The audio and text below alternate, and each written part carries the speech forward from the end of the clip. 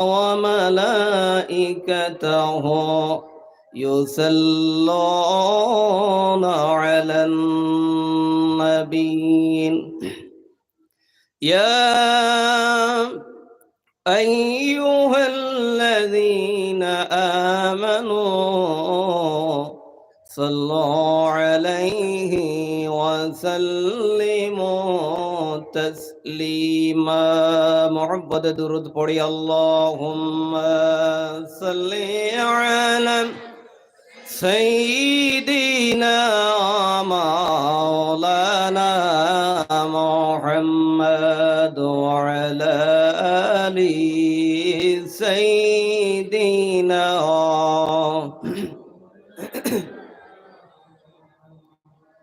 اللهم صل على سيدنا مولانا محمد وعلى آل سيدنا مولانا محمد قرآن المدير মাতার মকট কোরআন মোদের সংবিধান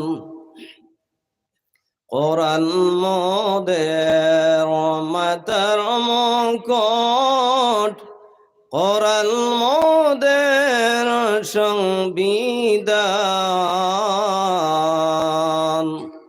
কোরআনের বিধান না মানিলে পরকালে জাহান্নাম আল্লাহুম্মা সাল্লি আলা সাইয়্যিদিনা মাওলানা মুহাম্মদ ওয়া আলা আলি সাইয়্যিদিনা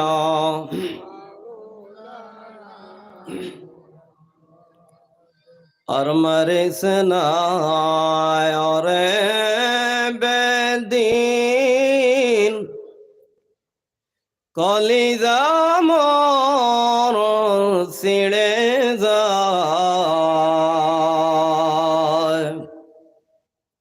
और मरिसनाय और बेदीन कलिजा मोर सिड़े যায়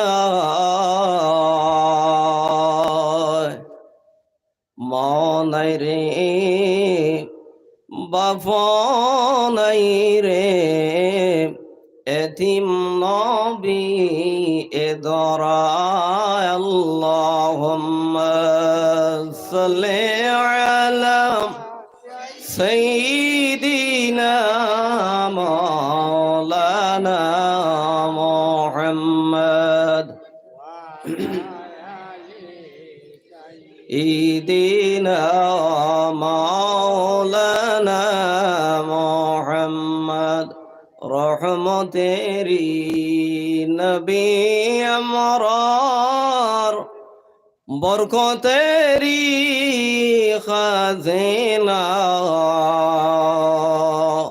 যার কদমের দলিলাইগা ইয়াসরিফ হইল মদিনা আল্লাহুম্মা সাল্লি আলা সাইয়্যিদিনা মাওলানা মুহাম্মদ ওয়া আলা আলি সাইয়্যিদিনা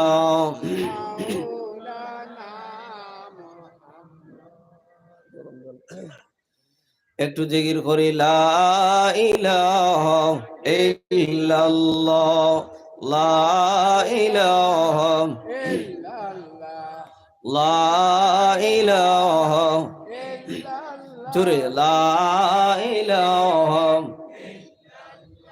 শাহাদাত জান্নাত বানাইল মনের মতন সাজাইল শাহাদাত জান্নাত বানাইল মনের মতন সাজাইল একটি কদম রাখিবার আগে আল্লাহ আজরাইলকে পাঠাইল লা ইলাহা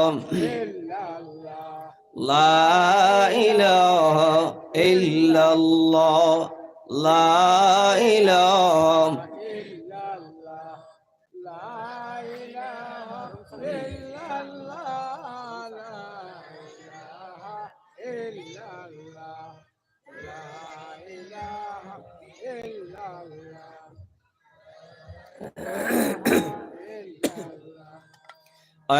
কত সুন্দর মদিনায় আমরা কেমনে যাব জানি না, কত সুন্দর মদিনায় আমরা কেমনে যাব জানি না।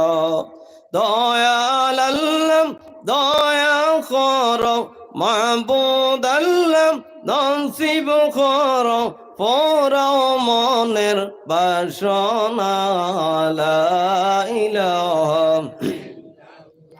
লা ইলাহা লা ইলাহা। ফেরাউন বলে আসিয়ারে মোসার কালিমা সড়িয়া দি, ফেরাউন বলে আসিয়ারে মোসার কালিমা সড়িয়া দি। আসিয়া বলে রে ফেরাউন জীবন দিব শহীদ হব, জীবন দিব শহীদ হব, তব জবানে ইল্লাল্লাহ লা ইলাহা ইল্লাল্লাহ লা ইলাহা লা ইলাহা ইল্লাল্লাহ লা ইলাহা লা ইলাহা ইল্লাল্লাহ মুহাম্মাদুর রাসূলুল্লাহ সাল্লাল্লাহু আলাইহি ওয়াসাল্লাম।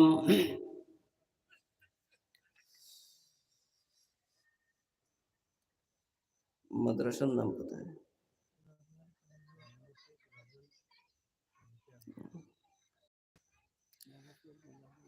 নিয়ামতপুর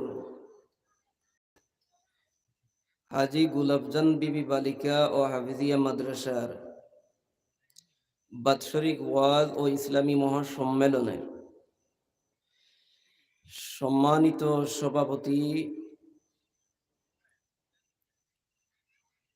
সভাপতিত্ব কে করলেন? সম্মানিত সভাপতি হযরত মৌলানা জহিরুদ্দিন লস্কর সাহেব, আজকের মাহফিলের সম্মানিত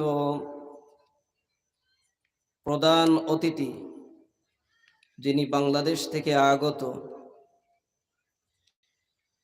আজকের মাহফিলের মুখ্য অতিথি জনাব হযরত মৌলানা রুহুল আমিন নদওয়ী সাহেব,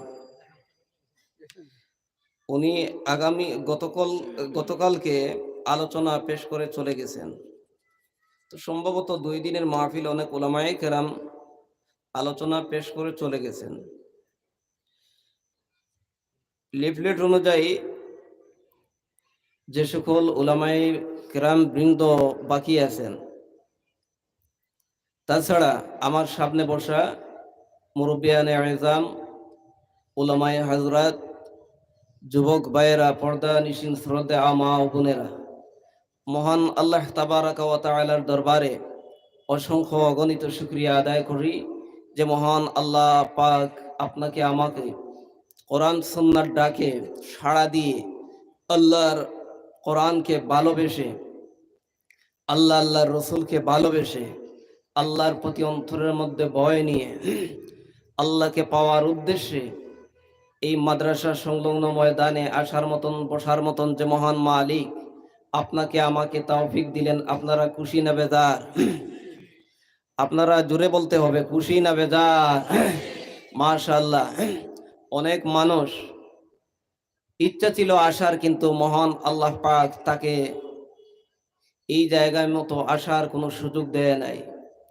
কারণ মহান মালিক যাদেরকে ভালোবেসেছেন তাদেরকে আওয়ার পারমিশন দিয়েছেন। কথা বলে ঠিক কিনা বেঠিক? সেটা আপনাদের অন্তরে বিশ্বাস আছে? তাহলে যে মহান মালিক আপনাকে আমাকে এই জায়গায় বসার মতন তৌফিকটুকুন দিলেন, সেই মালিকের দরবারে আমরা শুকরিয়া আদায় করতে হবে না? করতে হবে কি হবে না?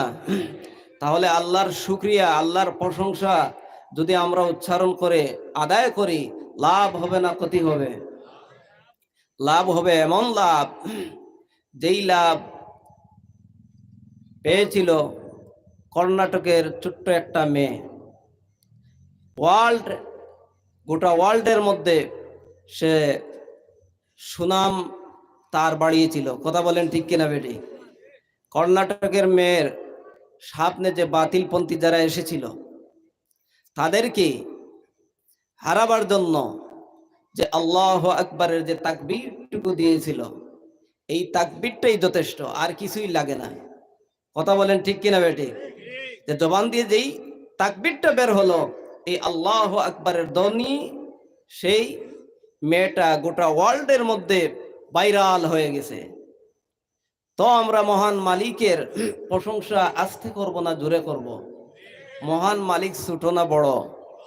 যদি মহান মালিক বড় হয় তাহলে আমরা একবার উচ্চ কণ্ঠে আওয়াজ দিয়ে বলি নারায়ে তাকবীর, নারায়ে তাকবীর, দ্বীন ইসলাম, দ্বীন ইসলাম। মাশাআল্লাহ। আপনারা সবাই তো কোরআন ভালোবাসেন, কোরআন ভালোবাসেন তো? কোরআনের মহব্বতে যতক্ষণ পর্যন্ত মাহফিল চলব ততক্ষণ পর্যন্ত বসবে নাকি? আটটা হাতটা দেখি ভাই, একজন দুইজন বা অনেকজন। সবাই কি চলে যাবেন? বলছি আমি, হেরে গেলেন। বলছি কোরআনের মাহফিলে, কোরআনের মহব্বতে যতক্ষণ পর্যন্ত মাহফিল চলবে ততক্ষণ পর্যন্ত বসবেন নাকি? একটু হাত দেখি। এই কথাই তো বললাম। যাই হোক, আপনারা অনেকে হয়তো আবেগের মধ্যেই হাতটা তুলে দিছেন। সেই হাত তোলা আল্লাহ রাব্বুল আলামিন আপনাদের দিলের মকসুদ জানেন কি জানেন না? দিলের মধ্যে যেই মকসুদ নিয়ে আপনারা হাতটা আল্লাহকে দেখাইলেন, সেই মকসুদটা মহান আল্লাহ আহকামুল হাকিমিন যাতে কবুল করেন, সকলে বলে আল্লাহুম্মা আমিন। তো আমার ভাইয়েরা, যেহেতু কোরআনের মাহফিলে এসেছেন, কোরআনের মাহফিলে বসেছেন, মহাগ্রন্থ আল্লাহ তাআলার আল কোরআনকে সামনে রেখে আমরা কিছুক্ষণ আলোচনা করব। সকলে বলি ইনশাআল্লাহ। মহান মালিক যাতে আপনাদের সামনে আমাকে দু চারটি কথা মহান মালিকের এই কোরআনটাকে সামনে রেখে বলার মতন তৌফিকটুকুন দেন। সকলে বলি আল্লাহুম্মা আমিন। মহাগ্রন্থ আল কোরআনুল কারীমের 9 নম্বর পারার 2 নম্বর আয়াত আপনাদের সামনে আমি তেলাওয়াত করেছি। নবী আলাইহিস সালাতু ওয়াস সালামের অসংখ্য হাদিস থেকে একখানা হাদিস আপনাদের সামনে আমি পড়েছি। আল্লাহ যাতে আপনাকে আমাকে এই আয়াত এবং এই হাদিসকে সামনে রেখে কথা বলার মতন তৌফিকটুকুন দেন। আবার বলি আল্লাহুম্মা আমিন। তো আমার ভাইয়েরা, এই দুনিয়ার মধ্যে আমরা এসেছি, আমরা এই দুনিয়ার এক প্যাসেঞ্জার হিসাবে। গাড়ি যখন ত্রিপুরার ধর্মনগর থেকে ছাড়ে শিলচরের উদ্দেশ্যে, যখন আমরা করিমগঞ্জে পৌঁছে যায়, তখন যদি বাড়ি থেকে আপনার বাড়িওয়ালা ফোন দিয়ে বলে যে আপনি কোথায় আছেন, তখন কি বলেন? করিমগঞ্জে বলবেন না ধর্মনগরে বলবেন? ধর্মনগরে। যখন বদরপুর পৌঁছবেন তখন বলবেন বদরপুর। আচ্ছা, আপনারা বুঝে থাকলে বলুন, ধর্মনগর থেকে যদি গাড়িটা ছাড়ার পর যত গাড়িটা এগিয়ে যাবে, মনে করেন ধর্মনগর থেকে শিলচর পৌঁছতে সময় লাগে 4 ঘন্টা। আমি একটা এক্সাম্পল দিয়ে আপনাদেরকে বুঝাচ্ছি। ধর্মনগর থেকে গাড়িটা ছেড়ে শিলচর পৌঁছাতে সময় লাগে 4 ঘন্টা। আপনি পাতারকান্দিতে আসলেন 1 ঘন্টা চলে গেল, করিমগঞ্জে আসলেন 2 ঘন্টা চলে গেল, আপনার বদরপুর আসলেন 3 ঘন্টা সময় চলে গেল। এইভাবে যত এগিয়ে যাবেন তত সময়টা কমবে কি কমবে না? কমবে। এখন আপনারা বুঝা থাকলে বলুন, ধর্মনগর থেকে যখন গাড়িটা ছাড়লো শিলচর পর্যন্ত পৌঁছাইতে যদি সময় থাকে 1 ঘন্টা, আপনি মনে করেন পৌঁছে গেলেন বদরপুর, এইবার আপনার কয় ঘন্টা মাইনাস হয়ে গেল? 4 থেকে 3 ঘন্টা মাইনাস হয়ে গেল, আপনি বদরপুর পর্যন্ত পৌঁছে গেলেন। তেমনি ভাবে আমার ভাইয়েরা, মহান আল্লাহ আহকামুল হাকিমিন আপনাকে আমাকে দুনিয়ার মধ্যে পাঠাইবার পূর্বে আমরা যেই মহান মালিকের কাছে ছিলাম, সেই মহান মালিকের কাছে আবার ফিরে আমাদেরকে যেতে হবে। কথা বলেন ঠিক কিনা বেটি? এই মহান মালিক আমাদেরকে পাঠিয়েছেন সর্বপ্রথম মালিকের কাছে যখন আমরা ছিলাম, এরপরে যেখানে পাঠিয়েছেন আমরা মনে করেন আলমে আর ওয়াহের মধ্যে ছিলাম, আলমে বরজখ, এরপরে বাবার মগজের ভিতরে, এরপরে মায়ের রেহেমের ভিতর, এরপরে জমিনে, এরপরে জমিন থেকে যখন বিদায় নিব তখন কবরে, কবর থেকে হাসরে, হাসর থেকে হয় জান্নাতে বা জাহান্নামে। এই যে আমরা এখন কোথায়? আমরা এখন কোথায়? জমিনে। তো আমাদের সময়টা যে মহান মালিক যেইভাবে আমাদেরকে ছেড়েছেন, আমরা প্রায় অর্ধেক রাস্তা আমাদের শেষ হয়ে গেছে। কথা বলেন ঠিক কিনা বেঠিক? আর অল্প জায়গা বাকি আছে, আমরা আবার ঘুরে ফিরে মহান মালিকের দরবারে আমরা পৌঁছব। আপনারা মনোযোগ সহকারে বোঝার নিয়তে কথাগুলো শ্রবণ করবেন। আর যদি বোঝার মধ্যে ব্যতিক্রম হয়ে যায় তাহলে আমাদের এই বোঝাটা কখনো কাজে লাগবে না। এই বোঝাটা দ্বারা আমরা হয়তো বিভ্রান্ত হয়ে যেতে পারি। এর কারণটা হলো, যেমন আপনাদের এই কাছের বাজারের নামটা কি? লালা বাজার। মনে করেন একটা লোক লালাবাজার বাস স্ট্যান্ডে গিয়ে যাবে শিলচরে। বাস স্ট্যান্ডে যাওয়ার পর হঠাৎ একটা পাথরের উপর স্লিপ খেয়ে সে পাথরের উপরে অনেক আঘাতপ্রাপ্ত হয়েছে, হাঁটুর মধ্যে একটু ব্যথা পেয়েছে। হাঁটুর মধ্যে ব্যথা পাওয়ার পর যখন ওই ছেলেটা বা ওই লোকটা একটা ফার্মেসির মধ্যে গিয়ে ওই ফার্মেসিওয়ালাকে বা ডাক্তারকে বলল যে আমার হাঁটুর মধ্যে অনেক ব্যথা পেয়েছি, আমার হাঁটুর মধ্যে অনেক ব্যথা পেয়েছি, আপনি আমাকে কিছু একটা মলম বা কিছু দেন। ডাক্তার যদি উনাকে একটা মলম দেয়, দিয়ে মনে করেন বলল যে আপনি যেখানে ব্যথা পাইছেন সেখানেই মলমটা ব্যবহার করবেন রোজ 3 বার। কয়বার? রোজ 3 বার। এই লোকটা বুঝলো যে ডাক্তার তো বলেছে যেখানে ব্যথা পাইছি সেখানে রোজ 3 বার মলমটা ব্যবহার করার জন্য।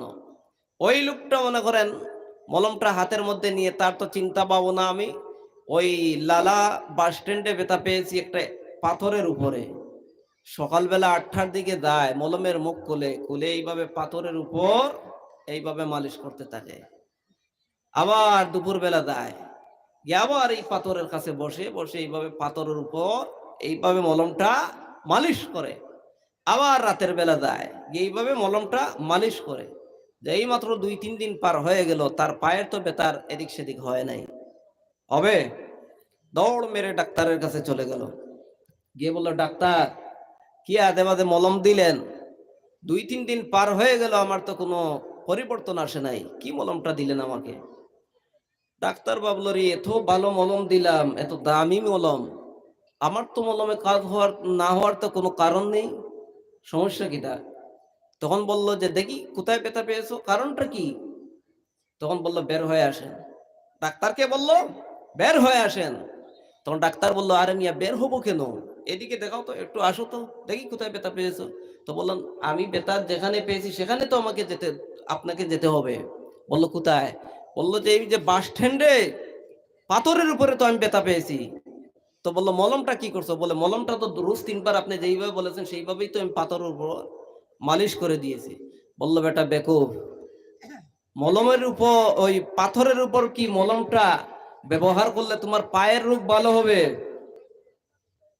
এইভাবে যদি আমরা বুঝে নেই, বলেন তো আমাদের বুঝা এবং আমল করা কোনো কাজে লাগবে? কাজে লাগবে না। বুঝার মতন বুঝতে হবে, জানার মতন জানতেই হবে। তো আমার ভাইরা আসুন, এই দুনিয়ার মধ্যে মহান আল্লাহ আহকামুল হাকিমিন আপনাকে আমাকে পাঠিয়েছেন। আমাদের হায়াত নামক সময়টা শেষ হয়ে যাচ্ছে। আমরা মহান মালিকের দরবারে আমরা যেইভাবে মহান মালিক এই দুনিয়ার মধ্যে আমরা যাত্রী হিসাবে, কবরের প্যাসেঞ্জার হিসাবে আপনাকে আমাকে মহান রাব্বুল আলামিন পাঠিয়েছেন, এইভাবে আমরা চলে যাচ্ছি, কিন্তু আমাদের খোঁজ খবর নেই। যখন আমরা যুবক হই, যখন আমাদের শরীরের মধ্যে অনেক তাকত থাকে, অনেক কিছু করতে পারি, বাহাদুরি শরীরের মধ্যে যখন থাকে, তখন আমরা মনে করি যে এই বাহাদুরি থেকে আমরা আর কখনো মাইনাস হব না। আপনার এই যে বর্তমান সিজনে দেখবেন যখন বাতাস দেয়, তখন ছোট ছোট বাচ্চারা দেখবেন কাগজ দিয়ে গুড়ি বানায় আকাশে উড়াবার জন্য, সুতা দিয়ে। আছে কিনা আপনাদের এলাকায়? কি কি বলে? গুড্ডি। গুড্ডি হোক আর গড়ি হোক, সেটা হচ্ছে আপনার ছোট্ট ক্লাসের বইয়ের মধ্যে দেখবেন ঘড়ি লেখা। তো এই যে ঘড়িটা যখন একদম আকাশের মধ্যে উড়াই দিবে, তখন এই ঘড়িটার মধ্যে দেখবেন তার তিনটা পা থাকে, লেজ থাকে, দুই সাইডে দুইটা, পেছন দিক দিয়ে আরো দুই তিনটা থাকে। তো যখন বাতাসে ধরে তখন এইভাবে এইভাবে এইভাবে এইভাবে নাড়াছড়া করে। এই কথা বুঝায় যে আর আমাকে পাইবা না।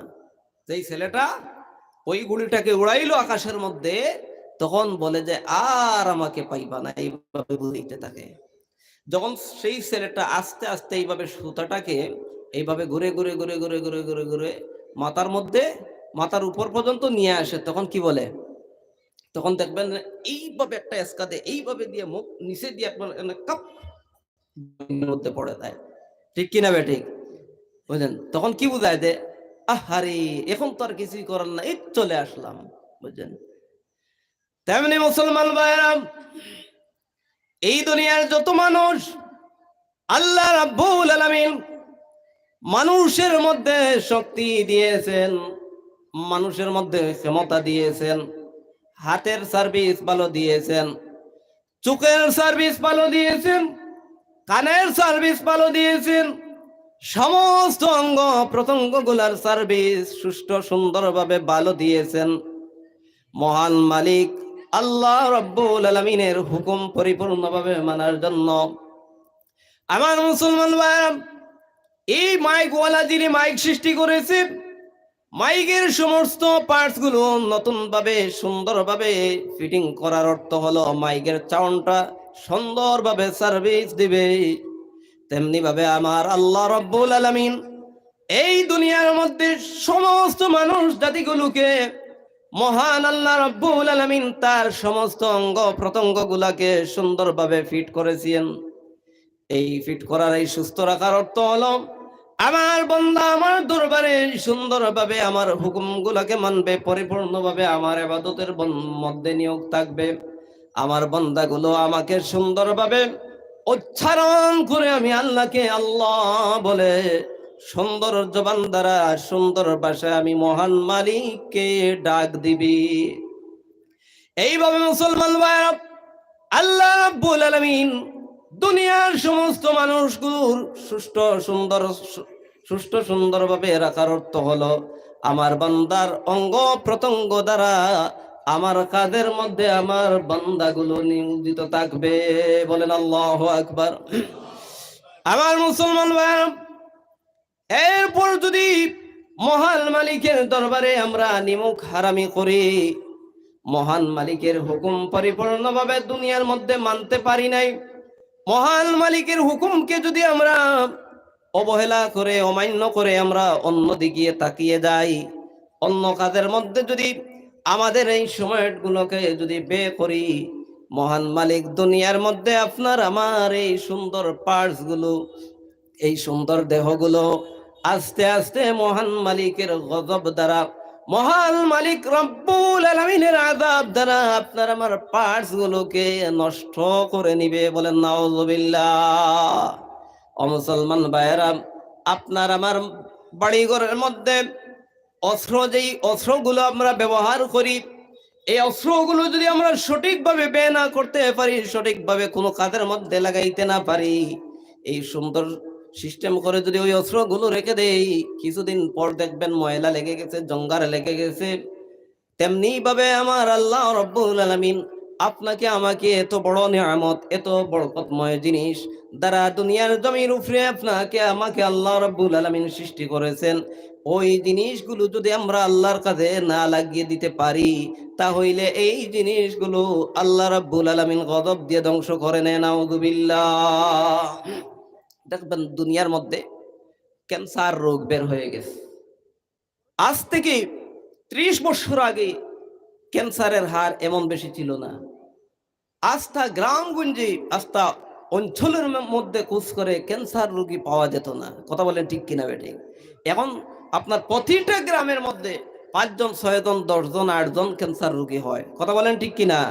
দেখবেন প্রায় ঘরের মধ্যে মানুষের ডায়াবেটিস, মানুষের কিডনি খারাপ, মানুষের অনেক জিনিস, আপনার দামি দামি জিনিসগুলো আপনার নষ্ট হয়ে যাচ্ছে। এর কারণটা হলো মহান মালিকের গোলামি আমরা সঠিকভাবে করতেছি না, মালিকের কাজে আমাদের এই পার্টসগুলো সঠিকভাবে সুন্দরভাবে ব্যবহার করতেছি না। এই জন্য আল্লাহ রাব্বুল আলামিন আপনার আমার উপর নারাজ হয়ে, আল্লাহ রাব্বুল আলামিন আপনার আমার উপর অসন্তোষ হয়ে দুনিয়ার জমিনে বিভিন্ন বেমার দিয়ে, দুনিয়ার জমিনে গজব দিয়ে, আপনাকে আমাকে মুসিবত দিয়ে আল্লাহ রাব্বুল আলামিন ধ্বংস করতেছেন। বলেন নাউযুবিল্লাহ। আমার ভাইরা, কোরআনুল কারীমের মধ্যে আমার আল্লাহ রাব্বুল আলামিন বলেন, আল্লাযী খালাকাল মাউতা ওয়াল হায়াতা লিয়াবলুয়াকুম আইয়ুকুম আহসানু আমালা। বলেন আল্লাহু আকবার। মুসলমান ভাইরা, দুনিয়ার জমিনের মধ্যে আমার আল্লাহ রাব্বুল আলামিন হায়াত নামক একখানা সময় দিয়ে আর মওত, প্রত্যেক মানুষের মওত দিয়ে দুনিয়ার মধ্যে পাঠিয়েছেন।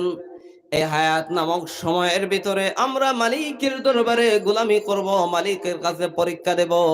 এই পরীক্ষাটা কিসের পরীক্ষা হব? এই পরীক্ষাটা হব আমলের পরীক্ষা। বলেন সুবহানাল্লাহ। আমার ভাইরা, এই আমলের পরীক্ষার সিস্টেম হলো, দুনিয়ার জমিনে মালিক আপনাকে আমাকে যেই সময়টা দিয়ে দুনিয়ার জমিনে পাঠিয়েছেন, ওই জমিনের মধ্যে আমরা মালিকের দরবারে পরীক্ষাটা দিব এইভাবে।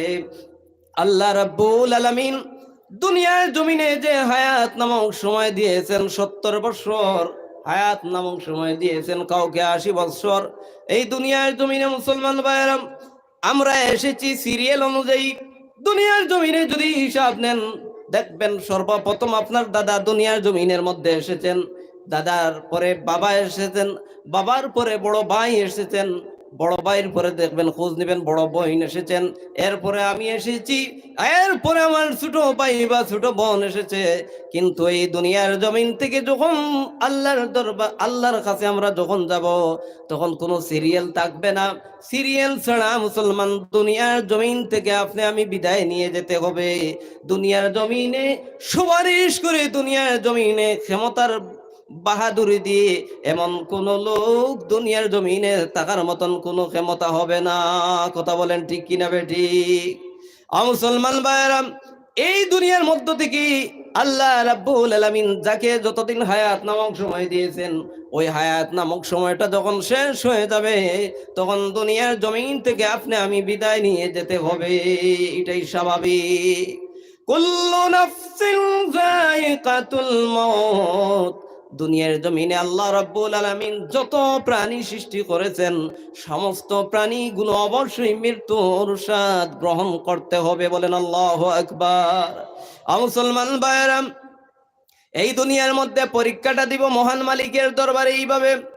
দুনিয়ার জমিনে স্কুল, কলেজ, ইউনিভার্সিটির মধ্যে যেইভাবে পরীক্ষা দেওয়া হয়, এই পরীক্ষা হলের মধ্যে যখন আপনি খোঁজ নিবেন, যখন আপনি ফলো করবেন মুসলমান ভাইয়েরা, ছোট পরিবার থেকে বড় পরিবার, ধনী থেকে গরিব, আপনার বিভিন্ন কোয়ালিটির মানুষ, সুন্দর থেকে অসুন্দর, আপনার প্রত্যেক শ্রেণীর মানুষগুলো ওই পরীক্ষার হলের মধ্যে পরীক্ষা দেওয়ার জন্য গিয়ে ঢুকে। কথা বলেন ঠিক কিনা বেটি? আমার মুসলমান ভাইয়েরা, এই পরীক্ষার মধ্যে যখন যাবেন, ওই ছাত্র ছাত্রীগুলোর মধ্যে যখন আপনি তালাশ করবেন, দেখবেন মুসলমান ভাইয়েরা, এমন একটা ছাত্র হয়তো দামি কলম দিয়ে লিখতেছে, এমন ছাত্র খোঁজ করে দেখবেন কম দামি কলম দিয়ে লিখতেছে, এমন ছাত্র ওই পরীক্ষার হলের মধ্যে থাকবে, দেখবেন তার গায়ের মধ্যে সুন্দর পোশাক নিয়ে, পোশাক পরিধান করে পরীক্ষার হলের মধ্যে বসে আছে। কোন ছাত্রকে আবার খোঁজ নিয়ে দেখবেন কম দামি পোশাক নিয়ে আপনার ওই পরীক্ষার হলের মধ্যে ঢুকেছে। আবার দেখবেন কোন ছাত্র খোঁজ নিয়ে বাড়ি ঘরের মধ্যে ভালো খাবার খেয়ে পরীক্ষার হলের মধ্যে গিয়ে বসেছে। কোন ছাত্র আবার খোঁজ নিয়ে দেখবেন বাড়ি ঘরের মধ্যে ভালো খাবার না খেয়ে পরীক্ষার হলের মধ্যে পরীক্ষা দেওয়ার জন্য বসেছে। কেউ বা হেঁটে হেঁটে পরীক্ষার হলের মধ্যে গিয়ে পরীক্ষা দেওয়ার জন্য ঢুকেছে। আবার দেখবেন কেউ বা হুন্ডা বাইক বা গাড়ি নিয়ে পরীক্ষার হলের মধ্যে পরীক্ষা দেওয়ার জন্য বসেছে। বিভিন্ন জন বিভিন্ন ভাবে পরীক্ষার হলের মধ্যে পরীক্ষা দেওয়ার জন্য যায়। কথা বলেন ঠিক কিনা বেটি? এই যাওয়ার মধ্যে, বসার মধ্যে, মানুষের মধ্যে, গায়ের পোশাকের মধ্যে, কলমের মধ্যে, সব জিনিসের মধ্যে ব্যবধান আছে কিনা? ব্যবধান আছে কিনা? কথা বলেন। ব্যবধান আছে। এবার বলেন, এই যে এর থেকে তো বেশি হবে না, এই সাইজের মতো পেপার আপনার প্রশ্নের সাইজ থাকবে। কথা বলেন ঠিক কিনা? এই যে প্রশ্নে, এই প্রশ্নটা যখন হাতের মধ্যে তুলে দেওয়া হবে, অমুক ছেলেটা গরিব, তার হাতে যে এই প্রশ্নটা, ধনী ছেলে সন্তানের হাতের মধ্যেও সেই প্রশ্নটা তুলে দেওয়া হয়। কথা বলেন ঠিক কিনা বেঠিক? আবার দেখবেন একখানা পেপার, সাদা পেপার, এইভাবে সাদা একখানা পেপার তার সামনের মধ্যে রেখে দেওয়া হবে। এই কথা বলা হবে যে এই প্রশ্নের মধ্যে যা লেখা, প্রশ্নগুলো যা লেখা আছে, এই প্রশ্নগুলো সঠিকভাবে সাদা পেপারের মধ্যে আনসার করতে থাকো। ঠিক কিনা? যখন তাকে টাইম জানানো হবে, এই পেপারের এক সাইডের মধ্যে টাইম দেওয়া হবে, টাইম 3 ঘন্টা। ঠিক কিনা? এইভাবে যখন এই 3 ঘন্টার টাইম তাকে দেওয়া হয়ে যাবে, ওই টাইমের ভিতরে আনসার করো বা না করো, ভালো করো বা খারাপ করো, লিখো বা না লিখো, বুঝো বা না বুঝো, তোমার উপর কোনো অ্যাকশন নেওয়া হবে না, তোমার উপর কোনো অভিযোগ দেওয়া হবে না, কোনো কিছু তোমাকে বলা হবে না। হয়তো একটা সুপরামর্শ দিবে, হয়তো যেটা বুঝো না সেটা বুঝাইবার চেষ্টা করা হবে। যখন মুসলমান ভাইরা তার সময়টা শেষ হয়ে যাবে, তখন প্রত্যেক ছাত্র ছাত্রীর সামন থেকে এই পেপারটা আস্তে আস্তে টেনে নেওয়া হবে। কথা বলেন ঠিক কিনা? এই পেপারটা যখন টেনে নেওয়া হবে, মুসলমান ভাইরা টেনে নিয়ে যখন ওই পেপারটা ওই স্যার যখন দেখবেন, স্যার দেখার সময় দেখবেন যে মোহাম্মদ আব্দুল সামাদ, ওই ছেলেটা একজন রিক্সা চালকের ছেলে ছিল, ওই ছেলেটা একজন দিনমজুর একটা লোকের ছেলে ছিল। ওই ছেলেটা এত সুন্দর আনসার করছে, কিন্তু ছেলেটা তো একজন গরিব পরিবারের ছেলে, তাকে মার্ক কিভাবে বাড়িয়ে দেওয়া হয়? তাকে মার্ক বাড়ানো হবে না, এমন কোনো কাজ, এমন কোনো সমস্যা হয়েছে আজ পর্যন্ত? আজ পর্যন্ত মুসলমান এমন কোনো সমস্যা, এমন কোনো ব্যতিক্রম হয় নাই। আবার এমন একটা ছেলে, ওই ছেলেটার নাম হইল আব্দুল কাইয়ুম। ওই ছেলেটা তো আমাদের এলাকার একজন জিপি প্রেসিডেন্টের ছেলে, ওই ছেলেটা তো হয়তো আমাদের এলাকার একজন ডাক্তারের ছেলে, ওই ছেলেটা তো হয়তো আমাদের এলাকার, আমাদের লোকাল থানার অফিসারের ছেলে। ওই ছেলেটা আনসার তো এমন ভাবে এমন করতে পারে না। এই ছেলেটা যদি ফেল হয়, আমার দুর্বদনাম আসবে, আমার উপর সমস্যা আসবে, আমার উপর অ্যাকশন আসবে। ওই ছেলেটাকে মার্ক ভালো করে দেয়, এমন কোনো কাজ আজ পর্যন্ত হয় নাই। যার আনসার যেমন, তার মার তেমন। কথা বলেন ঠিক কিনা বেটি? আমার মুসলমান ভাইরা তেমনি ভাবে এই দুনিয়ার মধ্যে কে গরিব ছিলেন, কে কালো ছিলেন, কে পয়সা ছিলেন, কে টাকাওয়ালা ছিলেন, কে রিস্কাওয়ালা ছিলেন, কে কৃষিজীবী ছিলেন, কে দারোয়ান ছিলেন, কে ক্ষেত মজুর ছিলেন, কে কি ছিলেন, দুনিয়ার মধ্যে কোনো পার্থক্য থাকবে না। কে আপনার ডাক্তার ছিলেন, কে ওসি ছিলেন, কে ডিসি ছিলেন, কে দুনিয়ার মধ্যে একজন জিপি প্রেসিডেন্ট ছিলেন, কে কি ছিলেন, সেটা আল্লাহর দরবারে কোনো পার্থক্য থাকবে না। আল্লাহ রাব্বুল আলামিন দেখবেন ওই দুনিয়ার মধ্যে আমার বন্দাকে আমি 80 বছর হায়াত নামক সময় দিয়ে দুনিয়ার মধ্যে আমি পাঠিয়েছিলাম। আমার বান্দাকে আমি দুনিয়ার মধ্যে 60 বছর সময় দিয়ে দুনিয়ার জমিনের মধ্যে আমি পাঠিয়েছিলাম। আমার বান্দাকে সুন্দরভাবে আমি দুইটা চক্ষু দিয়েছিলাম। আমার বান্দাকে আমি সুন্দরভাবে কথা শোনার জন্য, আমি মালিককে বোঝার জন্য, আমি সুবিধার্থে বান্দাকে বড় নিয়ামত দুটি কান দান করেছিলাম। আমার ইচ্ছা ছিল, আমার হুকুম ছিল, আমার বান্দা ওই আমার দেওয়া নিয়ামত এই কানটা আমার কাদের মধ্যে ব্যয় করবে। আমার বান্দাকে দুনিয়ার মধ্যে আমি অন্ধ বানাইলাম না। আমার বান্দাকে এত সুন্দর করে দুনিয়ার জমিনের মধ্যে আমি দুইটা চক্ষু দান করেছিলাম। এই জমিনটা আমার সৃষ্টি জগৎটা ঘুরে দেখবে, আর আমি মওলার দরবারে আমার বান্দা আমার গুণগান গাবে, আমার গোলামি করবে, আমার ইবাদতের মধ্যে তার চক্ষুটাকে ব্যবহার করবে। আমার বান্দাকে আমি দুটি হাত দিয়েছিলাম, দুনিয়ার মধ্যে থাকা অবস্থায় এত সুন্দর নিয়ামত হাতগুলোকে সুস্থ সুন্দর সবল রেখেছিলাম। আমার বান্দা এই হাতগুলো আমার কাঁধের মধ্যে বের করবে। আমার বান্দা এই হাতগুলো দ্বারা আমার আমার দরবারে এই হাতগুলো তার কাটাবে। এইভাবে মুসলমান ভাইরা প্রত্যেক অঙ্গ প্রত্যঙ্গ গুলো আল্লাহ রাব্বুল আলামিন এই দুনিয়ার মধ্যে মানুষকে দিয়েছেন আল্লাহর কাজের জন্য। বলেন সুবহানাল্লাহ। আমার মুসলমান ভাইরা, এই দুনিয়ার মধ্যে আমরা যখন হায়াত নামক সময়টাকে শেষ করে দেব, আল্লাহর কাজের মধ্যেই আল্লাহর দেওয়া নিয়ামত গুলো ব্যবহার করব না। আল্লাহর কাজের মধ্যে আল্লাহ রাব্বুল আলামিন আপনাকে আমাকে যে অঙ্গ প্রত্যঙ্গ গুলা দান করেছেন, এই অঙ্গ প্রত্যঙ্গ গুলা দ্বারা যা দুনিয়ার মধ্যে করব। চোখ দ্বারা কি করেছেন, আপনার কান দ্বারা কি শুনেছেন, চোখ দ্বারা কি দেখেছেন, কান দ্বারা কি শুনেছেন, আপনার বুদ্ধি দ্বারা কি আপনি দুনিয়ার মধ্যে কি বিবেক বিবেচনা করেছেন, হাত দ্বারা কি করেছেন, পা দ্বারা কি করেছেন, আপনার জবান দ্বারা দুনিয়ার মধ্যে আপনি কি করেছেন। কিয়ামতের কঠিন ময়দানে মহান মালিকের দরবারে অমুসলমান ভাইরা মহান আল্লাহ রাব্বুল আলামিন আপনার মুখের মধ্যে মোহর মেরে দিবেন। আল্লাহ রাব্বুল আলামিন যখন অর্ডার করবে, তখন আল্লাহর দরবারে হাত কথা বলবে, বলবে আল্লাহ আমি দুনিয়ার মধ্যে আমার ইচ্ছা ছিল না চুরি করার। রাব্বুল আলামিন তোমার দেওয়া নিয়ামত, তোমার দেওয়া এত দামি মূল্যবান একটা হাত আমার এই বান্দাকে দিয়েছিলাম। আল্লাহ আমি হাত দ্বারা তোমার বান্দা চুরি করেছে, আমি হাত দ্বারা মদের গ্লাস হাতের মধ্যে নিয়েছে, অমুক দিন অমুক টাইমে আমি হাত দ্বারা গুনার কাজ করেছে।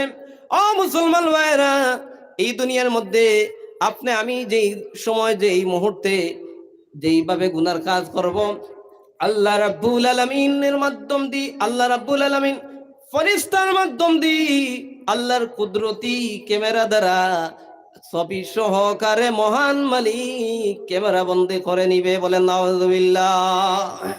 মুসলমান ভাইরা, তখন আল্লাহর দরবারে আপনার হাত সাক্ষী দিবে, আপনার বিরুদ্ধে আপনার হাত সাক্ষী দিবে, আপনার বিরুদ্ধে কান সাক্ষী দিবে, আপনার বিরুদ্ধে চক্ষু সাক্ষী দিবে, আপনার বিরুদ্ধে পাও সাক্ষী দিবে। সমস্ত অঙ্গ প্রত্যঙ্গ, যে পার্টস গুলো আল্লাহ রাব্বুল আলামিন দুনিয়ার মধ্যে আপনাকে আমাকে দান করেছিলেন, ওই পার্টস গুলো দ্বারা দুনিয়ার জমিনে আমি কি করেছি, কখন সমস্ত আল্লাহর দরবারে আপনার আমার বিরুদ্ধে খুলে বলবে।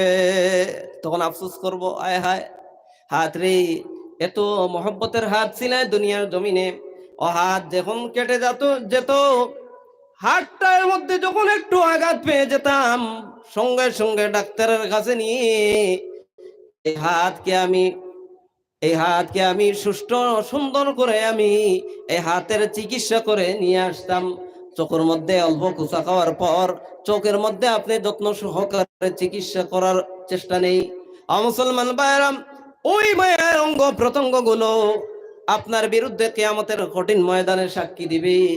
মুসলমান ভাইরা, এই জন্য আপনার আমার অঙ্গ প্রত্যঙ্গ গুলো 80 বছর হায়াত নামক সময়ের ভিতরে আল্লাহর গোলামি করে, আল্লাহর হুকুম আহকামকে পরিপূর্ণভাবে মেনে এই দুনিয়ার জমিনটার মধ্যে হায়াত নামক সময়টা কেটে যেতে হবে।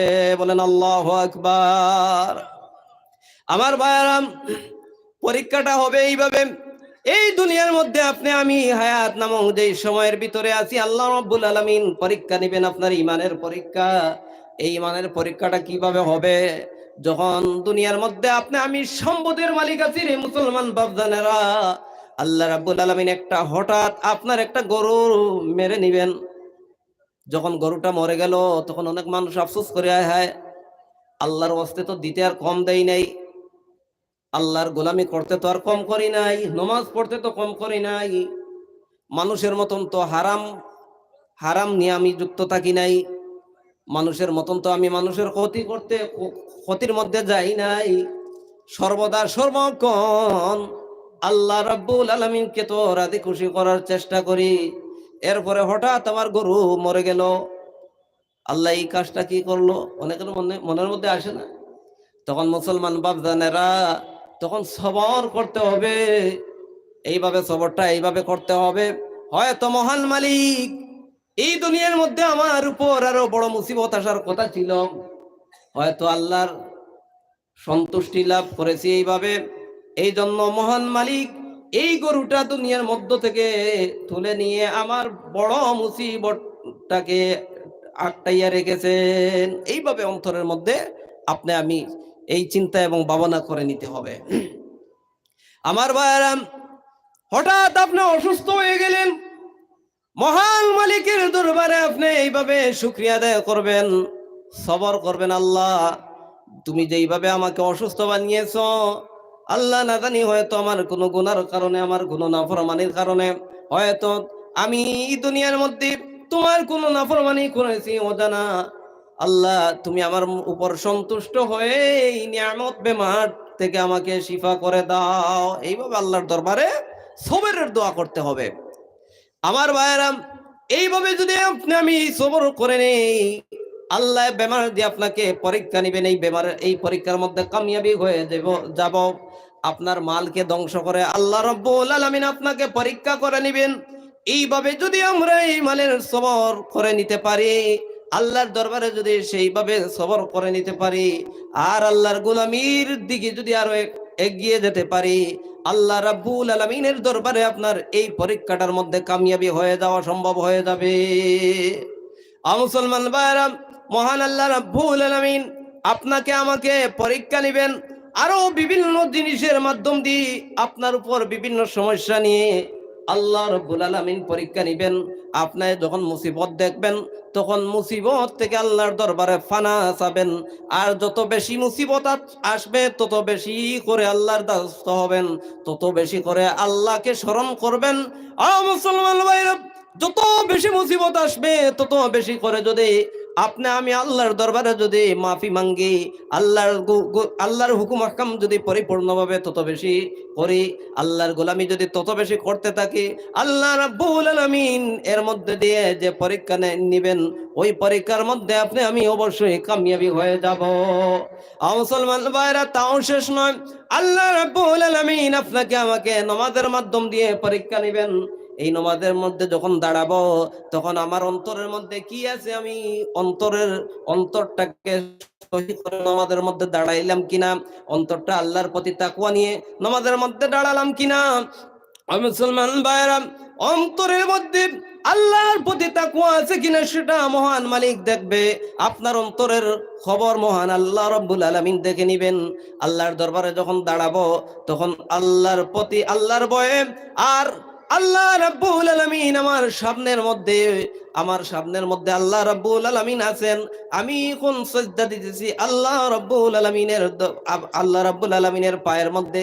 এইভাবে মন মানসিকতা নিয়ে যখন মুসলমান ইমানদার যখন এইভাবে নামাজের মধ্যে দাঁড়াবে, আর যখন নামাজের মধ্যে দাঁড়ানোর পর যখন সূরা তিলাওয়াত করবে, আল্লাহ রাব্বুল আলামিন অবশ্যই এই সূরা ফাতিহার মাধ্যম দিয়ে আল্লাহ রাব্বুল আলামিন বান্দার সঙ্গে গল্প করতে থাকেন, বান্দার সঙ্গে আলোচনা করতে থাকেন। বলেন সুবহানাল্লাহ। মুসলমান ভাইরা, আল্লাহ রাব্বুল আলামিন এইভাবে যদি আমরা পরীক্ষাটা দিতে পারি, তে অবশ্যই আল্লাহর দরবারে এই পরীক্ষার মধ্যে কামিয়াবি হব। যখন রুকুর মধ্যে যাব, সুবহানা রাব্বিয়াল আযীম যখন বলবো, তখন আমার অন্তরের মধ্যে আল্লাহর প্রতি চিন্তা ধারণা, আল্লাহকে রাজি খুশি করানোর জন্য এই তাসবিহগুলো আদায় করতেছি কিনা আল্লাহ রাব্বুল আলামিন অবশ্যই দেখে নিবেন। এই পরীক্ষার মধ্যে কামিয়াবি হয়ে যাব। যখন মুসলমান ভাইরা সজদার মধ্যে যাব, সজদার মধ্যে যাওয়ার পর আল্লাহ রাব্বুল আলামিনের পায়ের মধ্যে আমি শ্রদ্ধা করতেছি। এই যদি অন্তরের মধ্যে এই চিন্তা চেতনা থাকে, তাহলে আল্লাহ রাব্বুল আলামিন এই নামাজকে আপনার আমার কবুল করে নেবেন। বলেন সুবহানাল্লাহ। মুসলমান ভাইরা, এইভাবে সঠিকভাবে আল্লাহর যে সকল বান্দা দুনিয়ার জমিনে পরীক্ষা দিয়েছেন, তারা দুনিয়ার মধ্যে তাদের কোনো ভয় নাই এবং চিন্তাও নাই। দুনিয়ার মধ্য থেকে অবশ্যই আল্লাহ রাব্বুল আলামিনের তৈরি জান্নাতের মধ্যে তারা প্রবেশ করেছে। বলেন সুবহানাল্লাহ। আমার মুসলমান ভাইরা, সঠিকভাবে যদি আমরা পরীক্ষা দিতে পারি, আল্লাহর হুকুমকে পরিপূর্ণভাবে মানতে পারি, আল্লাহর গোলাম যদি সঠিকভাবে হয়ে যেতে পারি, আল্লাহর মায়ার বান্দা যদি অবশ্যই হতে পারি, দুনিয়ার মধ্য থেকে আমরা অবশ্যই নির্ভয়ে আল্লাহর তৈরি জান্নাতের মধ্যে প্রবেশ করা সম্ভব হবে। কবরের আযাব থেকে বাঁচা সম্ভব হবে।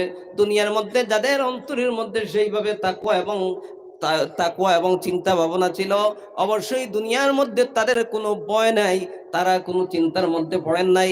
তারা সব সময় আল্লাহ এবং আল্লাহর রসুলের প্রতি লক্ষ্য রেখে দুনিয়ার জমিনটার মধ্যে কাটিয়ে গিয়েছেন। বলেন সুবহানাল্লাহ। আগের যুগের দেখবেন বড় বড় আল্লাহর অলিগণের ইতিহাস যখন আপনারা খুঁজবেন, দেখবেন আল্লাহর অলিরা তাদের জীবনটা কিভাবে এই দুনিয়ার মধ্যে কাটিয়ে গেলেন। তারা এই দুনিয়ার মধ্যে তাদের হায়াত নামক সময়টা কিভাবে তারা কাটালেন। দুনিয়ার মধ্যে তারা কোনো সমস্যায় পড়ে নাই এবং আখিরাতের মধ্যেই তারা কামিয়াবি লাভ হয়ে যাবে। হযরতে বাদশাহ, একজন বাদশাহ ছিলেন, বাদশাহ সুলতান মাহমুদ গজনবী রহমতুল্লাহি তাআলা আলাইহি। যেমন আমাদের আসাম একটা রাজ্য, ত্রিপুরা একটা রাজ্য, এইভাবে এক একটা জায়গার এক একটা দেশের এক একজন আপনার প্রেসিডেন্ট ছিলেন তখনকার সময়। তো বাদশাহ সুলতান মাহমুদ গজনবী আপনার রাতের গভীরে বিভিন্ন এলাকার মধ্যে ঘুরতেন। বিভিন্ন এলাকার মধ্যে উনি ঘুরতেন, দেখতেন যে মানুষ কোনো সমস্যার মধ্যে আছে কিনা, মানুষ কোনো বিপদের মধ্যে আছে কিনা, মানুষকে কোনো সাহায্য করা যায় কিনা, এইভাবে দেখতেন।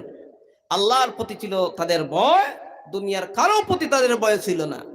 এখন আমাদের দেশে মন্ত্রী মিনিস্টার দেখবেন স্কট 2-3টা নিয়ে যতক্ষণ পর্যন্ত বের হন নাই, ততক্ষণ পর্যন্ত কোথাও যাওয়া তাদের হয় নাই। 2-3টা স্কট থাকা সত্ত্বেও তাদের উপর আক্রমণ আসে। তখনকার সময় তাদের কোন স্কট ছিল না, তাদের কিছুই ছিল না। তারা নির্ভয়ে দুনিয়ার মধ্যে চলাফেরা করতেন, নিঃস্বার্থে দুনিয়ার মধ্যে চলাফেরা করতেন। যারা দায়িত্ব নিতেন তাদের অন্তরের মধ্যে ছিল ভয় আল্লাহর প্রতি।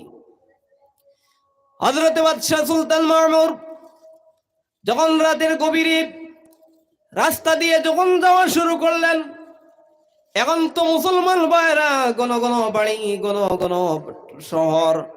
তখনকার সময়ে পাহাড় ছিল, মানুষ বসবাস কম ছিল। হঠাৎ এক জায়গার মধ্যে বাদশাহ গিয়ে যখন হাজির হলেন, 4-5 জন ডাকাত বসে দেখেন এক জায়গার মধ্যে তারা একটা মিটিং এর মধ্যে বসে আছে, মিটিং করতেছে। তারা এক জায়গার মধ্যে বসে মিটিং করতেছে। তখন বাদশাহ ওদেরকে দেখে চিন্তা করলেন, এখন তার সামনে তো আমি পড়ব, কিন্তু কখনো তো মিথ্যা কথা আমি বলবো না। তাহলে ওরা এই মুহূর্তে আমাকে আক্রমণ না করার জন্য তাদেরকে একটা বুঝ তো আমাকে দিতে হবে। তাদের কাছ থেকে একটা বুঝ দিয়ে আমি আল্লাহর সাহায্য নিয়ে তাদের সামন থেকে আমি যেতে হবে। এখন যদি উনি বলে যে আমি ওই দেশের একজন প্রেসিডেন্ট, আমি অমুক, তাহলে কি তাদের কাছ থেকে যাওয়া সম্ভব হবে? সম্ভব হবে না। রাতের গভীরে যদি কি আপনার বর্তমান একজন এমএলএ, আপনাদের এমএলএর নাম কি? সুজামুদ্দিন লস্কর নাকি? সুজামুদ্দিন লস্কর সাহেব, মনে করেন ত্রিপুরার আপনার যেই এলাকাতে উগ্রমন্ত্রী থাকে, যেই এলাকাতে উগ্রমন্ত্রী থাকে, যেমন এই মিজোরামের দিকে হোক বা আপনার এই দামছড়ার দিকে হোক, রাত 12টা-2টার পর যদি এইভাবে হাঁটে একা পথে, আর যদি উগ্রমন্ত্রীর সামনে এইভাবে হাজির হয়ে বলে যদি আমি কাটলিছড়া বিধানসভার বিধায়ক মোহাম্মদ সুজামুদ্দিন, তারা কি করবে? অনেক খুশি হয়ে বলবেন ঠিক আছে, মাশাআল্লাহ, আপনি আসেন, এইবার আমরা যত কষ্ট যা কিছু আপনার থেকে উদ্ধার করে নিব, ঠিক কিনা? তো মুসলমান ভাইয়েরা, তখন উনি তো ওনার পরিচয়টা কিভাবে দিবেন, আর উনি মিথ্যাও কিভাবে বলবেন? মিথ্যাও তো বলা যাবে না। এখন শোনেন, যখন তাদের সম্মুখে উনি হাজির হয়ে গেলেন, তখন একজন দাঁড়িয়ে বলল, আপনি কে? ওনাকে তারা প্রশ্ন করলো যে আপনি কে? তো উনি চিন্তা করলো, আল্লাহ, মিছাই তো, মিথ্যা কথা তো বলবো না, সত্য কথা বললে তো উপায় থাকবে না। উনি মন্ত্রীকে একটা বুঝ দিয়ে দিলেন। মন্ত্রিক একটা কিতাব আছে আপনার, এই কিতাবটার মধ্যে অনেক পেশ আছে। তো উনি মন্ত্রীকে একটা বুদ্ধি ওনার জেহেনের মধ্যে মহান আল্লাহ রাব্বুল আলামিন ঢেলে দিল। উনি বললেন, আমি তো আপনাদের মতোই একজন। উনি মহান মালিককে স্মরণ করে উনি বুঝাইতে চাইলেন, তোমরা যারা যেইভাবে মানুষ, দুটি চোখ, দুটি কান, মুখ, চুল, যেইভাবে আল্লাহ মানুষ হিসাবে তোমাদেরকে সৃষ্টি করেছে, সেইভাবেই আমি একজন মানুষ। কথা ভুল বললেন না? শুদ্ধ? শুদ্ধ। উনি বুঝাইলেন যে সেইভাবেই আমি একজন মানুষ। তাহলে ওরা বুঝে নিল কি, আমরা তো ডাকাত। তা উনিও মনে হয় একজন ডাকাত। তে বললো, আচ্ছা ঠিক আছে, মাশাআল্লাহ, আপনি তো আমাদের মতন যদি একজন হন তাহলে বসেন। এখন চিন্তা করে দেখলেন যে আমাদের চাইতে তো ওনার বয়স অনেক বেশি। তাহলে বলল যে, আচ্ছা সাহেব, আপনি নতুন মানুষ এসেছেন আমাদের মধ্যে, যখন অ্যাডমিশন নিয়েছেন, তাহলে আপনি বয়স্ক মানুষ, এক কাজ করেন, আমরা এখানে বসেছি, আমরা মিটিং এর জন্য কে কোন কাজের মধ্যে ট্রেনিং প্রাপ্ত, ওই ট্রেনিংটা আমরা যার যার কতটুকু ক্যাপাসিটি, কতটুকু পর্যন্ত ক্ষমতা আছে, যে কোন কাজের মধ্যে ট্রেনিং প্রাপ্ত, ওই জিনিসটা আমরা প্রকাশ করার জন্য একটা মিটিং এর মধ্যে বসেছি। এবার আপনিই বসেন, আর আপনি যখন নতুন হিসাবে আসছেন, আপনাকে আমরা আজকের সভাপতি বানিয়ে নিব।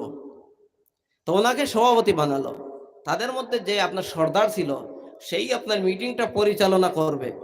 তো বললো, আচ্ছা সভাপতি সাহেব, এবার আপনি যখন এসেছেন, তাহলে আপনি দেখেন আমরা কে কোন কাজের মধ্যে ট্রেনিং প্রাপ্ত। তখন ডান দিক দিয়ে, ওরাও আবার সুন্নত পালন করতেছে, ডান দিক দিয়ে আপনার একজন একজন করে এইভাবে, যারা আমরা তাবলিগ জমাতের মধ্যে যাই, যাওয়ার পর দেখবেন আপনার মশওয়ারা যখন হয়, তখন আপনার কে কোন দায়িত্ব নিবে, কার বাড়িতে আজকের মোলাকাত হবে, কখন কি হবে, এই সমস্ত যখন আমরা যখন জেহেন লই বা আমরা মশওয়ারা করি, এইভাবে তারা বসেছে। বাচ্চা কটা? আচ্ছা আচ্ছা, শেষ করে দিচ্ছি। তো আমার ভাইরা, তখন তারা যখন এইভাবে মশওয়ারা করলো, তখন একজনকে ডাক দিয়ে বলল, দেখি তুমি কোন কাজের মধ্যে ট্রেনিং প্রাপ্ত বলো তো। তখন একজন লোক দাঁড়িয়ে বলল, আমি আমার হাতের উপর ট্রেনিং প্রাপ্ত। একজন লোক দাঁড়িয়ে বললো যে আমি আমার হাতের উপর ট্রেনিং প্রাপ্ত। যে হাতের উপর ট্রেনিং প্রাপ্তটা কিভাবে ভাই? বলে, হাতের উপর ট্রেনিং প্রাপ্তটা এইভাবে, আমরা যখন ডাকাতের মধ্যে যাব, যার বাড়ির মধ্যে যাব, যাওয়ার পর ওই বাড়ির মধ্যে যদি কোন থালা থাকে, তাহলে তালার নিচে দিয়ে দিব বাম হাত, উপরে দিব ডান হাত দিয়ে, যেমনি যেই মাত্র মারব চাপ, তালাটা খুলে যাবে। এই কাজের উপর আমি ট্রেনিং প্রাপ্ত। তখন সর্দার বলল, আহারে, এতে তো তোমার মতো একজন লোক থাকা অবশ্যই দরকার। এত বড় ট্রেনিং প্রাপ্ত লোককে তো না নিয়ে যাওয়া উচিত হবে না, কারণ প্রত্যেক বাড়িতে যাওয়ার পর তো যখন তালা দেখবো, তখন তালাটা তো খুলতে হবে। কথা বলেন ঠিক কিনা বেটি? তখন বললো যে তুমি যেতেই হবে। তুমি একজন ঠিক ফাইনাল করে নিল ওনাকে। তৃতীয় জনকে ডাক দিয়ে বললো, তুমি কোন কাজের উপর ট্রেনিং প্রাপ্ত? সে বলল, আমি আমার চোখের উপর ট্রেনিং প্রাপ্ত। বলে, আহারে ভাই, চোখের উপর ট্রেনিং প্রাপ্তটা আবার কিভাবে? সে বলল, আপনার এটার বিশ্লেষণ করলো যে চোখের উপর ট্রেনিং প্রাপ্তটা আমি এইভাবে, রাতের মানে দিনের বেলা যা দেখি, রাতের আধারেও আমি তা দেখি, সমানভাবে দেখি। মানে সে বুঝাইতে চাইল, দিনের বেলা এইভাবে যা দেখে, রাতের অন্ধকারেই তা দেখে, সমান। তার চোখের পাওয়ারটা দিনের রাইতে সমান। বললো, আরে ভাই, তুমি এত বড় ট্রেনিং প্রাপ্ত, তাহলে তো তোমাকেও নিয়ে যেতে হবে, তোমারও প্রয়োজন আছে। কোনো বাড়ির মধ্যে যখন ঢুকবো, ঢুকার পর তো লাইট মারা যাবে না। লাইট মারলে তো মালিক যদি সচেতন হয়ে যায়, তাহলে তো বিপদে পড়ে যাব। লাইট মারা যাবে না, তোমার চোখ দিয়ে দেখবে কোথায় কি আছে। ঠিক কিনা বেটি? একজন তালা খুলবে, একজন চোখ দ্বারা দেখবে। আরেকজনকে ডাক দিয়ে বলল, তুমি কোন কাজের উপর ট্রেনিং প্রাপ্ত? সে বলল, আমি আমার পায়ের উপর ট্রেনিং প্রাপ্ত। বলে আরে ভাই পায়ের উপর আবার ট্রেনিং প্রাপ্ত কিভাবে? বলে যেই বাড়িতে ডাকাতির মধ্যে যাব, সব বাড়িতে তো আর আপনার নর্মাল ঘর থাকবে না, অনেক বাড়িতে দুতলা আছে, তিনতলা আছে। আমি মাটির মধ্যে এক পাও দেই আর দুতলার মধ্যে অন্য পাও দেই, এইভাবে আমি উঠি আর নামি, আমার কোনো সিঁড়ির প্রয়োজন হয় না। বললো তো তোমাকে নেওয়া দরকার, যখন নিচের তলা আপনার ডাকাতি করবো, উপর তলাটা কিভাবে করব, তখন তুমি যাইবে, তোমাকেও নেওয়া দরকার। ওনাকেই ঠিক করলো, ফাইনাল হয়ে গেল।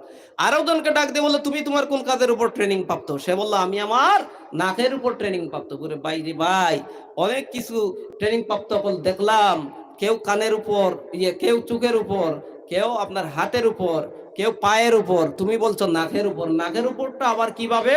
বলে নাকের উপরটা এইভাবে, যেই বাড়িতে আমি চুরির মধ্যে যাব, ঘরের মধ্যে ঢুকার পর যখন নাক দিয়ে শ্বাস টানবো, তখন আমি বুঝতে পারবো সুকেশের মধ্যে কি আছে, টাকা কোথায় আছে, আপনার সোনা কোন জায়গার মধ্যে রাখা আছে। আমি নাক দিয়ে যখন শ্বাস টান দিব, তখন আমি বুঝে নিই। তখন বললো আশ্চর্য ব্যাপার, তুমি তো বহুত বড় ট্রেনিং প্রাপ্ত, তোমাকে তো নিয়ে যাওয়ার দরকার, তো আর তো তালাশ করতে হবে না ঘরের ভিতরে ঢুকে। বললো তুমিই ঠিক থাকো। উনিও ঠিক হয়ে গেলেন। আরেকজনকে ডাক দিয়ে বললো ভাই তুমি কোন কাজের মধ্যে ট্রেনিং প্রাপ্ত? সে বলল আমি আমার কানের উপর ট্রেনিং প্রাপ্ত। বলে ভাই সব ট্রেনিং প্রাপ্ত ট্রেনিং গুলো আমি জেনে নিলাম, এবার কানের উপর ট্রেনিং প্রাপ্তটা সেটা কিভাবে আমি কিভাবে তুমি সেটা তা বলো তো। তো সে বলল যখন যেই বাড়ির মধ্যে আমরা চুরি করতে যাব, সেই বাড়ির মধ্যে যদি কোনো কুকুর থাকে, আর ওই কুকুর যখন বাউ বাউ বাউ বাউ শব্দ করে যখন ডাক দেয়, তখন ওই কুকুর তার বাসা দ্বারা কি বলে, আমি আমার এই কান দ্বারা আমি বুঝতে পারি তার ভাষা। আপনারা বুঝবেন তার ভাষা, কুকুরের ভাষা কখনো? সেই বলল তখন আমি বুঝতে পারি তার ভাষা, সে কি বলতেছে। তখন সর্দার বলল তাহলে ভাই তুমিও একদম যাওয়া অবশ্যই দরকার, কারণ কোনো বাড়িতে যাওয়ার পর কুকুর থাকবে, কুকুর শব্দ দিয়ে যখন ভাউ ভাউ করে কি বলবে, তখন তো আমরা বুঝবো না। তুমি যখন থাকবায় তখন তো বুঝে নিবে কুকুর কি বলে। তো শেষ পর্যন্ত বলল যে সর্দার সভাপতি সাহেব, আপনি নতুন মানুষ এসেছেন, আপনি তো আমাদের কার কোন ক্ষমতা দেখেছেন, এবার আপনি আমাদেরকে বলেন তো আপনার ক্ষমতাটা কি, আপনি কোন কাজের উপর ট্রেনিং প্রাপ্ত আছেন। তো সুলতান মাহমুদ তখন কি বলবেন?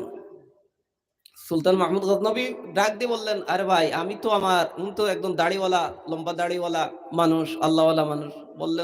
বললেন উনি, ভাই আমি তো আমার দাড়ির উপর ট্রেনিং প্রাপ্ত। তো ওরা বললে আশ্চর্য হয়ে গেল, ভাই আমরা কেউ বা হাতের উপর, কেউ বা কানের উপর, কেউ বা নাকের উপর, কেউ বা চোখের উপর, কেউ বা পায়ের উপর, আপনি বললেন দাড়ির উপর, এটা আবার কিভাবে? তখন উনি বললেন যখন ডাকাতরা ডাকাতির মধ্যে গিয়ে যখন বিপদে পড়ে যায়, আর তখন যদি আমি দাড়ি নাড়া মারি, তখন তারা নাজাত পাইলায়, তারা মুক্তি পাইলায় মালিকের হাত তাকিয়া। বলল ভাই তাহলে তো সবচাইতে বেশি প্রয়োজন আপনার। চুরি করতে পারি বা না পারি কোনো অসুবিধা নাই, জিনিস পাই বা না পাই কোনো অসুবিধা নাই, কিন্তু সবাই মালিকের হাত থেকে রক্ষা পাওয়া তো সবার দরকার আছে। বলে হ্যাঁ, তাহলে আপনার দরকার, তাহলে আপনি আজকের সভাপতি, আপনি হলেন আপনার এই জিম্মাদার, আপনি থাকেন পিছনে। এখন মনে করেন একজনকে রাহবর বানিয়ে আর সবাই মুতাকাল্লিম হয়ে এক মানে রওনা দিছে। তো বললো এবার তাহলে এক কাজ করি আমরা, ওই আমাদের দেশের যিনি প্রেসিডেন্ট আছেন সুলতান মাহমুদের বাড়িতে আমরা যাব। উনি সাথে আছে কিনা? বললেন যে উনার বাড়িতে যাব। উনি বললেন হ্যাঁ ঠিক আছে উনার বাড়িতে যাব। সব সিদ্ধান্ত নিলেন যে ওনার বাড়িতে যাব। ওনার বাড়ির দিকে যখন রওনা হলেন, তারা তো বুঝতে পারে না যে উনি যে সুলতান মাহমুদ গজনবী, তারা বুঝতে পারে নাই, কখনো দেখে সরাসরি তার উনাকে দেখেই নাই। তখন যখন রওনা দেওয়ার পর যখন শেষ পর্যন্ত ওনার বাড়ির একদম কাছেই চলে গেল, ওনার বাড়ির মধ্যে ছিল একটা কুকুর। কুকুর যখন বাউ শব্দ দিয়ে যখন উঠেছে, তখন সর্দার বলল ডাক দিয়ে, ওবা কানের উপর ট্রেনিং প্রাপ্ত বলা ভাই, এবার বলো শুনো তো কুকুরটা কি কয়। তখন উনি ডাক দিয়ে বললেন ভাই খবর তো বেশি ভালো নয়। বলে সমস্যাটা কি? বলে কুকুর তো কয় মালিক আমাদের পিছনেই হাঁটতে আছে। এখন ওরা তাকিয়ে তো আর মালিক খুঁজে পায় নাই, এখন মালিক খুঁজে পায় নাই। এখন ডাক দিয়ে বললো ওবা দাড়ির উপর ট্রেনিং প্রাপ্তওয়ালা ভাই, আপনি তো বলেছেন যখন বিপদের মধ্যে পড়ে যাব, মালিকের হাত থেকে রক্ষা পাওয়ার জন্য আপনার দাড়ি নাড়া মারবেন, তখন আমরা মুক্তি পেয়ে যাব। তখন আপনি আপনার দাড়ি নাড়া মারেন আর আমাদেরকে মুক্তি দেন। তখন উনি বললেন আমার একটা শর্ত, যখন আমি দাড়ি নাড়া মারবো, দুইজন একসাথে যেতে পারবে না, এক একজন এক এক দিকে যেতে হবে। ওনার যুক্তিটা হলো এক একজন এক এক দিকে যাব, আমি আমার বাড়ির দিকে চলে যাব। বুঝছেন? ওরা তো আর বুঝতে পারবো না কে কোথায় গেল। এক একজন এক এক দিকে যাব, আমি ওর বাড়িতে চলে যাব। তো মুসলমান ভাইয়েরা, যেই মাত্র উনি বললেন আপনারা দৌড় মারবেন, উনি দাড়ি যখন নাড়া মারলেন এক একজন এক এক দিকে, উনি ওনার বাড়ির দিকে। এই বুদ্ধিটা আর এই বিপদটাকে রক্ষা করেছেন কে? এই বুদ্ধিমগদের মধ্যে এই জ্ঞানটা ওনাকে কে দিয়েছেন? এই জন্য বলছি, আল্লাহর গোলাম হয়ে গেলে এই উদাহরণটা আপনার, এই ইতিহাসটা আপনাদের সামনে বলার অর্থ হলো, দুনিয়ার মধ্যে যদি আমরা আল্লাহর গোলামের মতো যদি গোলাম হতে পারি, বান্দার মতন যদি বান্দা হতে পারি, মহব্বতের যদি মহব্বত আল্লাহর হতে যদি আমরা অর্জন করতে পারি, আল্লাহর মায়ার বান্দা যদি হতে পারি, অবশ্যই দুনিয়ার কোনো মুসিবতে পাবে না, দুনিয়ার কোনো জিনিসে আমাদেরকে ধ্বংস করতে পারবে না। শেষ পর্যন্ত আমরা আল্লাহর মায়ার বান্দা হয়ে আল্লাহর সামনে আমরা আল্লাহর কাছে পরীক্ষা দিই, আমলের পরীক্ষা দিয়ে আমাদের আমলটাকে যদি আমরা সংশোধন করি, এই দুনিয়ার মধ্য থেকে আমরা আখিরাতের ফল পেয়ে যাব। বলেন সুবহানাল্লাহ। তো আমার ভাইয়েরা, আমি ভাবছিলাম যে হয়তো আমরা দুইজন বক্তা আছি, সময় হয়তো অনেক থাকতে পারে, এজন্য আমি কিছু ভূমিকার সময়টাকে কাটিয়ে নিলাম। আমার তিলাওয়াতকৃত আয়াতে এখন পর্যন্ত আমি যাইনি। সূরা আনফালের 9 নম্বর পারা, সূরা আনফালে 2 নম্বর আয়াত আমি তিলাওয়াত করেছিলাম। তো যাই হোক, আল্লাহ যদি হুকুম করে কোথাও যদি আসি কখনো, তাহলে হয়তো আলোচনা করে নিতে পারবো। তো আমি আর যেহেতু আজানের একটা নির্ধারণ সময় হয়ে গেছে, নামাজের একটা সময় নির্দিষ্ট করা হয়ে গেছে, আমার ভূমিকার মধ্যে সময়টা শেষ হয়ে গেছে, তো আমি আর আলোচনা দীর্ঘায়িত করে নেওয়ার চেষ্টা করতেছি না। আমি এখানের মধ্যে আমার আলোচনা শেষ করে নিলাম। তার শেষে একটা কথা বলতে চাই, আপনাদের সামনে যে অতিথি এসেছেন, হয়তো ওনার বয়স একটু কম হবে, কিন্তু উনি আপনাদেরকে যে বিনোদন দিবে আপনারা সন্তুষ্ট হবেন। আমি আর বেশি কিছু বললাম না। বাংলাদেশের একজন সুপরিচিত একজন বক্তা, উনাকে উনি হয় কারো কাছে সমালোচিত, আবার কারো কাছে উনি ভালো। কেউ ওনাকে মন্দ পাবেন, কেউ ওনাকে ভালো পাবেন। ওনার আপন বাতিজা উনি। নাম বলবো কার? নাম বলবো? আপনারা নাম শুনেছেন মুফতি গিয়াসউদ্দিন তাহিরি, নাম শুনেছেন? মুফতি গিয়াসউদ্দিন তাহিরি সাহেবের আপন বাতিজা মৌলানা জাহিদুল ইসলাম ফারুকী উনি এসেছেন।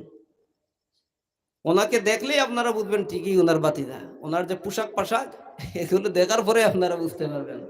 ওনার আলোচনা বুঝলেই দেখবেন যে না উনিও। যাই হোক, আমি ওনাকে আদেশ করেছি যে কোরআন সুন্নাহকে সামনে রেখে আলোচনার জন্য। এক এক দেশের এক এক সিস্টেম, ঠিক আছে না? ওনাদের দেশের আলোচনার একটা সিস্টেম, আমাদের দেশের আলোচনার একটা সিস্টেম। আমি ওনাকে রিকোয়েস্ট করেছি যে ভাই, কোরআন সুন্নাহকে সামনে রেখে আপনি আলোচনাটা করবেন। বলছেন ইনশাআল্লাহ। যেহেতু আল্লাহর বান্দা, রসুলের উম্মত, দুনিয়ার মধ্যে আমরা সবাই এক নবীর উম্মত, এক আল্লাহর বান্দা, এই জন্য আমরা আমাদের মধ্যে কোনো হিংসা বিভেদ কিছুই নাই। আমরা সবাই ভাই ভাই, এক মুমিন আরেক মুমিনের ভাই। উনি আমাদের দেশের একজন মেহমান, উনি একজন মুসাফির মানুষ, ওনাকে আমরা যথেষ্ট সম্মান দিব, মহব্বত করব। উনি যতক্ষণ পর্যন্ত আলোচনা করবেন ততক্ষণ পর্যন্ত মনোযোগ সহকারে আমরা এই আলোচনাগুলো শ্রবণ করব। হয়তো কোনো এক সময় কিয়ামতের কঠিন ময়দানে আপনার আমার জন্য সেই আলোচনাগুলো নাজাতের উসিলা হতে পারে। বলেন সুবহানাল্লাহ। তো আমার ভাইরা, আমি এখানের মধ্যে সমাপ্ত করে নিলাম। আমার কথার মধ্যে যদি কোনো ত্রুটি হয়, মানুষ হিসাবে মানুষের অনেক ত্রুটি হয়, সেগুলো আপনারা ক্ষমার চোখে দেখবেন। ওমা তাওফীকি ইল্লা বিল্লাহ, আলাইহি তাওয়াক্কালতু ওয়া ইলাইহি উনীব, ওয়া আখিরি দাওয়ানা ওয়াল হামদুলিল্লাহি রাব্বিল আলামিন। আসসালামু আলাইকুম ওয়া রাহমাতুল্লাহি ওয়া বারাকাতুহু।